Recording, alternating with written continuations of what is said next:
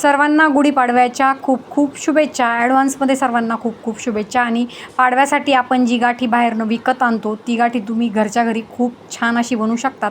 त्याचीच रेसिपी मी तुम्हाला इथे दाखवत आहे. त्यासाठी मी ते अर्धा कप साखर घेतलेली आणि साखर बुडेल इतपत आपल्याला पाणी टाकून घ्यायचं आहे आणि ते आपल्याला गॅसवर ठेवून घ्यायचं आहे. इथे मी आपण जे आप्पे पात्र घेतो ते आप्पे पात्र घेतलेले आणि त्याला मी तेल लावून ग्रीस करून घेणार आहे. एक जाडसर धागा आपल्याला घ्यायचा आहे आणि तो आपल्याला या पद्धतीने या आप्पे पात्रामध्ये ठेवून घ्यायचा आहे.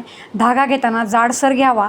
तुम्ही जर पातळ धागा घेतलात तर ज्यावेळी ही गाठी सेट होते त्यावेळी काढताना मग तो तुटतो, मग तुमची गाठी व्यवस्थित बनत नाही.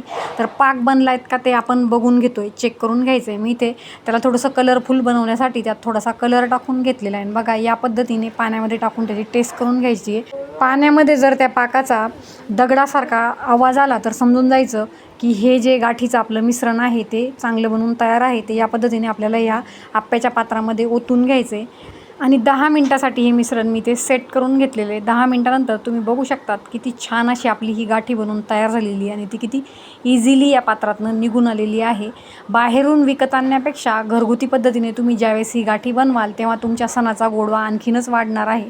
तर ही गाठी तुम्ही नक्की ट्राय करा.